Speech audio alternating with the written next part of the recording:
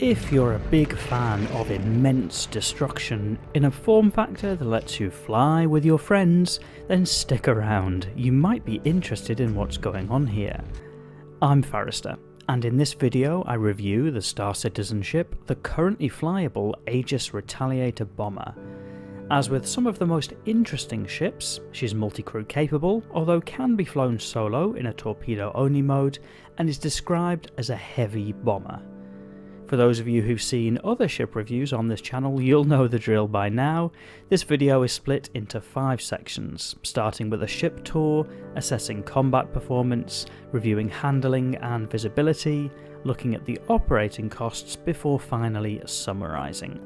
I've included timestamps in the video description to help navigate to each part of the review, which might be helpful if you've seen a few of these and like to skip the intro. But if you're one of the 3/4 of people watching who isn't yet subscribed to the channel, you may choose to subscribe to be notified of future videos. Part 1. Ship Tour. And riding up the passenger elevator takes you into the airlocked compartment in the centre of the Retaliator. There's an airlock below and an airlock above. These do function as opening and closing doors and may become useful as docking becomes a feature later in development. In addition to these 2 airlocks, there's an elevator on either side of the Retaliator. Moving back through the Retaliator, you enter into an engineering space. There's a window which shows through into the aft torpedo room, as well as an engineer's station, which may be useful for multi-crew and power management later in the game.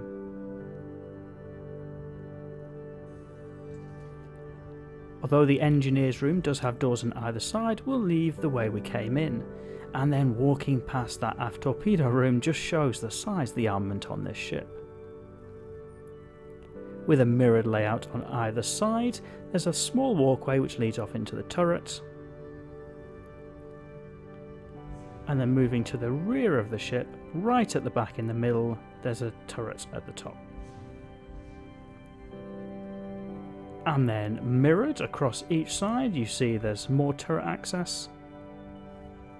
And then walking back up the walkway, past those torpedoes, we'll pass that engineering room, and back into the airlock room. You can open the door to the front torpedo bay, which, if the torpedo doors are open, means if you want to, you can hop out of the ship.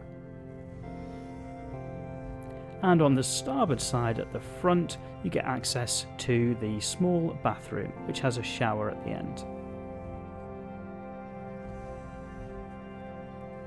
And then moving to the front of the Retaliator on the port side, you again see the size of those torpedoes in the front torpedo bay.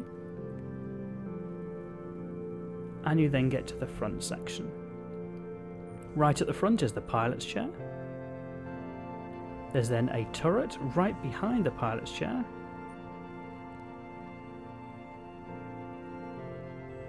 And then there's a small bed off to one side. The bed does work to log out if you would choose to. And then finally, moving up the ladder to the top deck,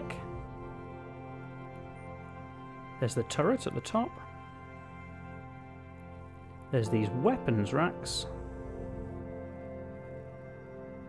And then a room at the top in the middle, which contains 6 beds for crew. The beds are also marked as escape pods. Part 2. Combat Performance. Let's face it, if you're interested in the Retaliator, you're really going to be interested in the torpedo armament, and the Retaliator doesn't disappoint, coming armed with 6 size 9 torpedoes. That's the same type that's on the Eclipse, but double the number. And those torpedoes, fired by the pilot, will do considerable damage to anything in game right now, if it hits. For that reason, you're best off firing at larger ships, such as enemy hammerheads, but realistically, 1 or 2 successful hits will destroy one completely. But those torpedoes are the only weapons that the pilot controls, with the remaining armament spread out across manned turrets. There are 2 nose turrets, 1 ventral and 1 dorsal, and then 3 turrets at the back, 2 dorsal and 1 ventral. 3 of the turrets are armed with dual size 3 weapons, and the remaining 2 are armed with dual size 2 weapons. In terms of firepower, that gives the Retaliator a fairly decent ability to defend itself, if all of those turrets spread out across the ship are manned. But that's for a crew complement of 6, which is a lot, especially when the alternative is to potentially have 5 single-seater fighter escorts. With that said, turret gameplay can be really fun in the Retaliator, especially if you're fighting a big group of mixed large and small targets. It's one of those ships that encapsulates turret gameplay because you really do feel like you're defending the ship. And with dual size 2 shield generators, the Retaliator has reasonable defences. Put all of that together and you can comfortably use a crewed Retaliator to take on pretty much any of the combat contracts out there, with big damage done by the torpedoes and the turret gunners able to engage small to medium targets. Part 3. Handling and Visibility. As the Retaliator is described as a heavy bomber, you'll not be surprised that your visibility is a little obstructed. It's not bad actually, but there are some struts which cloud things somewhat, and when you catch the sun by those struts, the windows show as a little grubby. But you're largely able to see out to the front, which, as the pilot, is your primary focus. The big radar display is a really neat feature, and helps to really make you feel focused on your target. Handling wise, the Retaliator will surprise you. For a big, heavy bomber, it's surprisingly nimble, feeling very similar in handling to a Constellation at a similar speed. If you try to yaw and roll at the same time, sometimes trying to do both can get a bit much for the thrusters, especially in atmosphere, but that's something you get used to quite quickly.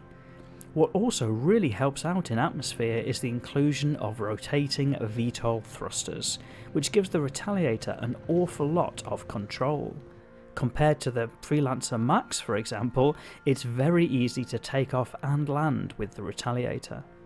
And aside from the learning curve on combined yaw and roll, the Retaliator is also fairly easy and forgiving to fly.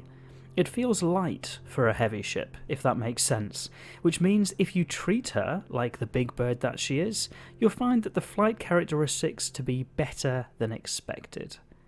With a military-grade stock quantum drive, the Retaliator can actually get from A to B reasonably quickly, which is a nice change from the stock drive on many other ships, and you'll find plenty of quantum fuel aboard too. Part 4. Operating costs. Sadly, if you fire off those big torpedoes, you can expect a fairly chunky rearming bill. That's not to say you can't turn a profit. By destroying big ships you absolutely can, but if you use the torpedo armament to do it, you can expect to pay anything from 20 to 40,000 Alpha UEC when you come for refuel and rearming. Thankfully, the Retaliator is also capable of dealing with some of the most lucrative combat contracts out there. It's even a popular choice for the Idris missions when they pop up. In theory, you could also do box delivery contracts with your Retaliator if you were more peaceful-minded. There's ample internal storage for boxes, and you could even toss multiple boxes out of the airlock if you didn't want to ride the elevator with each one. Part 5. The Verdict. The Retaliator is an absolute Aegis Dynamics classic, taking a combat role and delivering on it to a high standard. It flies well, does great damage, and has some really compelling multi-crew gameplay, as by limiting the pilot to torpedo only, it makes the turret gunners feel really integral to the performance of the ship. If you're not a big fan of multi-crew, you might want to check out the Aegis Eclipse instead, as more of a single-seater option. There are plenty of beds aboard, which future-proofs this ship, and as it's set to feature in Squadron 42, you might reasonably expect it to continue to look great. So, just to head off at this point, there is some suggestion that in the future there may be modular options for the Retaliator, for example changing out the torpedo bay for something else. I'm going to steer clear of discussion of that, simply because it isn't yet in-game, and so I don't know how that'll actually work out. So that brings us to the price. At $275, the pledge price for the Retaliator is expensive. Sure, spread out across multiple players it could be a reasonable buy, but in reality I think finding players who really want to be your turret gunner will sadly be quite difficult. So I'd lean towards buying a cheaper ship, maybe a Gladius if you're a particular fan of ship combat, and then working your way to a Retaliator in-game. And with an in-game price of 4 million Alpha UEC, the Retaliator is a really good attainable goal. It'll take a little work, but could easily be unlocked by a solo player putting the time in. And it can be really fun to fly, so I'd absolutely recommend it for somebody interested in the torpedo style of gameplay who potentially has a couple of friends who love to be turret gunners. But do you agree? What do you think of the Retaliator? Let me know by sharing your thoughts in the comments. And if you've enjoyed the video, you might consider clicking that like button. Outside of that, if you're looking for a group who plays Star Citizen regularly, I've included a link to my organisation in the video description. Thank you for watching.